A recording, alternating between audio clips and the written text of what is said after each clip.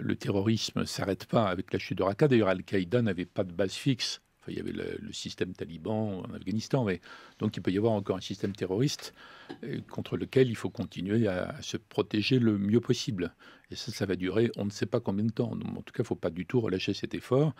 Et puis regarder la situation du Sahel. Enfin, il y a d'autres endroits, d'autant que ceux qui ont survécu, les djihadistes à Mossoul ou à Raqqa, vont tenter d'aller maintenant en Libye ou ailleurs, etc. Donc c'est une tâche de longue haleine. Bon.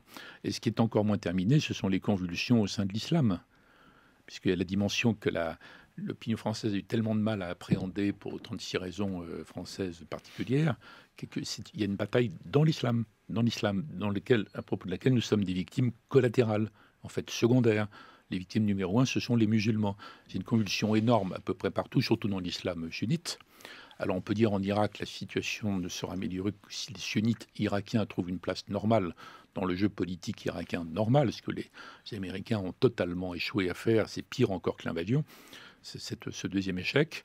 Mais ça concerne toutes les zones du monde dans lesquelles il y a des musulmans. Il y a beaucoup de musulmans en première ligne, qui sont des musulmans modernes, réformateurs souvent, certains qui luttent contre les dérives islamistes.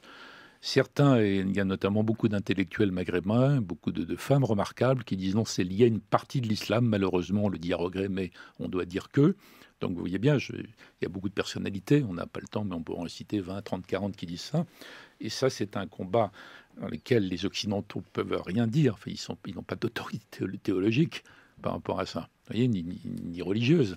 Donc c'est un débat qui a lieu dans chaque pays arabo-musulman.